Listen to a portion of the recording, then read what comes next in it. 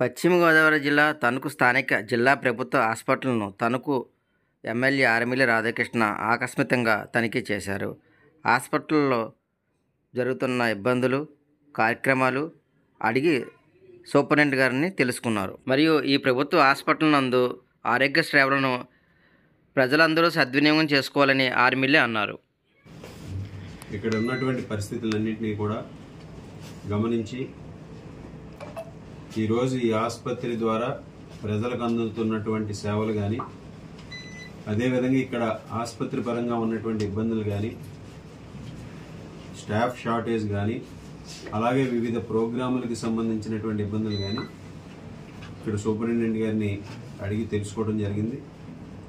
ఈరోజు ముఖ్యంగా తెలుగుదేశం, జనసేన, బీజేపీ కూటమి ద్వారా కూటమి ప్రభుత్వం ప్రజల ఆరోగ్యానికి, ప్రజా ఆరోగ్యానికి ప్రాముఖ్యత ఇవ్వడం జరుగుతుంది. గతంలో తెలుగుదేశం ప్రభుత్వం అధికారంలో ఉండగా 2019లో చంద్రబాబు నాయుడు గారు ఈ ఆసుపత్రి స్థాయిని ఏరియా హాస్పిటల్ నుంచి జిల్లా హాస్పిటల్కి ప్రారంభించడం జరిగింది. అప్పటి నుంచి ఇప్పటి వరకు కూడా దీనికి అడిషనల్గా సౌకర్యాలు కానీ, బిల్డింగ్స్ కానీ ఇప్పటి వరకు కూడా ఈ 5 సంవత్సరాలు కూడా నిర్లక్ష్యం చేయడం జరిగింది. రాబోయే రోజుల్లో ఈ ఆసుపత్రిని జిల్లా స్థాయికి అనుగుణంగా అన్ని విధాలుగాను కూడా అభివృద్ధి చేసి ప్రజలకి, తణుకు పరిసర ప్రాంత ప్రజలకే కాకుండా ఈ జిల్లా ప్రజలందరికీ కూడా అన్ని సౌకర్యాలు అందించే విధంగా కూడా చర్యలు తీసుకుంటాం.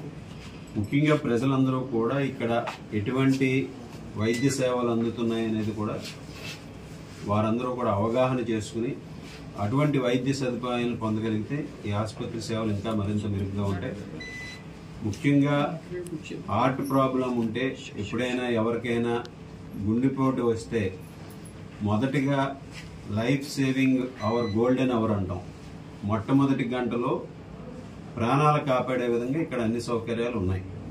వారికి హాస్పిటల్కి వస్తే ఈసీజీ చేసి దానికి సంబంధించినటువంటి ఇంజెక్షన్ చేస్తే గోల్డెన్ అవర్ అంటారు. అప్పుడు వారి ప్రాణాలు కాపాడబడతాయి. తర్వాత స్టంట్ చేయాలన్నా, బైపాస్ చేయాలన్నా వేరే హాస్పిటల్కి రిఫర్ చేస్తారు. అటువంటి సౌకర్యం కూడా ఇక్కడ ఉంది. దాన్ని ప్రజలందరూ కూడా ఉపయోగించుకోవాలి. అదేవిధంగా ఈరోజు ముఖ్యంగా ప్రజలందరూ కూడా ఇబ్బందులు పడుతున్నటువంటిది క్యాన్సర్ పేషెంట్లు, క్యాన్సర్ బారిన పడినటువంటి వారికి కెమోథెరపీ కూడా చేయించుకునే విధంగా ఇక్కడ సౌకర్యాలు ఉన్నాయి. ఈరోజు మొదటి 2 కెమోథెరపీలు ఎక్కడైతే వాళ్ళు వైద్యం చేయించుకుంటున్నారో అక్కడ చేయించుకున్న తర్వాత ఫాలోఅప్ కెమోథెరపీలు అన్నీ కూడా ఉచితంగా ఈ హాస్పిటల్లో చేయడం జరుగుతుంది. దీన్ని కూడా ప్రజలందరూ కూడా గమనించాలి, ఉపయోగించుకోవాలి.